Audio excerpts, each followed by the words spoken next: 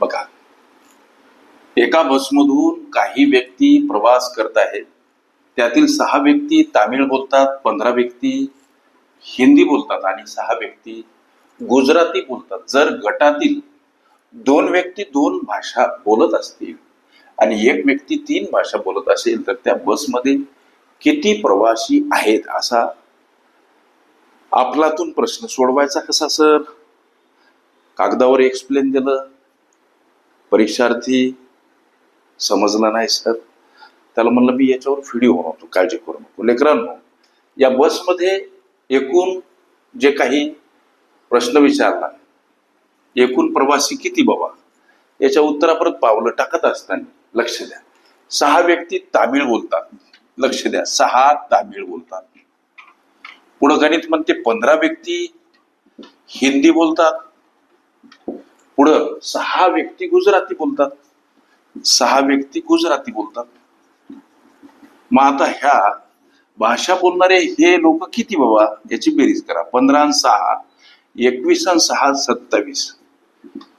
हे 27 जण आम्हाला प्राप्त होतात. हे जे 27 उत्तर प्राप्त झालं, लक्ष द्या, मुख्य प्रश्न विचारला बसमध्ये किती प्रवासी आहेत. आता हे 27 भाषिक आहेत.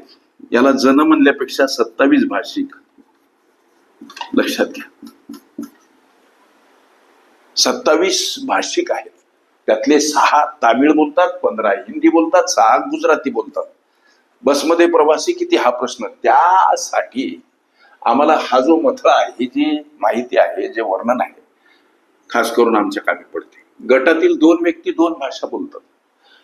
2 व्यक्ती अशा आहेत की 2 भाषा बोलतात. म्हणजे भाषा 1, भाषा 2.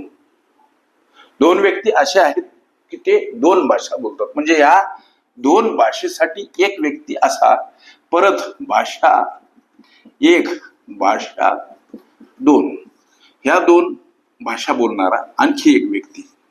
म्हणजे हे 2 व्यक्ती अशा आहेत, ते द्विभाषिक आहेत. द्विभाषिक आहेत. त्याच्यामध्ये आणखी 1 व्यक्ती आहे जो 3 भाषा बोलतो. म्हणजे द्विभाषिक तर आहेच आहे. म्हणजे भाषा 1 बोलतो, भाषा 2 बोलतो. म्हणजे या 2 भाषा बोलणारा आणखी 1 तर आहेच आहे, आणखीन तो 1 दुसरी भाषा बोलतो. म्हणजे भाषा 3. म्हणजे द्विभाषिकचे किती जण झाले हो? हे 2 अधिक 1, 3 भाषा बोलणारा हा जरी असला तरी याच्यामध्ये द्विभाषिक आहे. 3 भाषा बोलणारा 1 जण आहे ना, तो द्विभाषिक मध्ये तो मोडतो, परंतु आणखीन 1 भाषा बोलतो. म्हणजे या 2 भाषा बोलणारे हे 2 जण, त्याच्यामध्ये याची भर पडा लागली, हा 3 भाषा बोलतो. म्हणजे याच्यामध्ये द्विभाषिक अंतर्भूत आहे. म्हणून द्विभाषिक होतात 3 जण. हे द्विभाषिक 3 जण होतील. द्विभाषिक किती व्हायला लागले हो? 3 व्हायला लागले. लक्ष द्या. आणि 1 भाषा राहिली. प्रत्येक भाषेसाठी प्रत्येक 1 जण माणूस आहे. लक्षात घ्या, प्रत्येक भाषेसाठी 1 माणूस काउंट केला गेलेला आहे.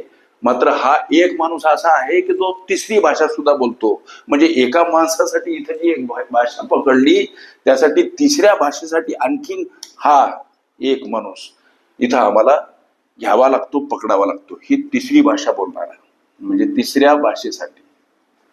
3ऱ्या भाषेसाठी हा 1 माणूस आम्हाला ऍड करावा लागतो. म्हणजे आता द्विभाषिक झाले 3. हे 3 कसे आले लक्षात आलं ना? 2 भाषा बोलणारा हा 1 माणूस, 2 भाषा बोलणारा हा 1 माणूस. 2 व्यक्ती 2 भाषा बोलतात.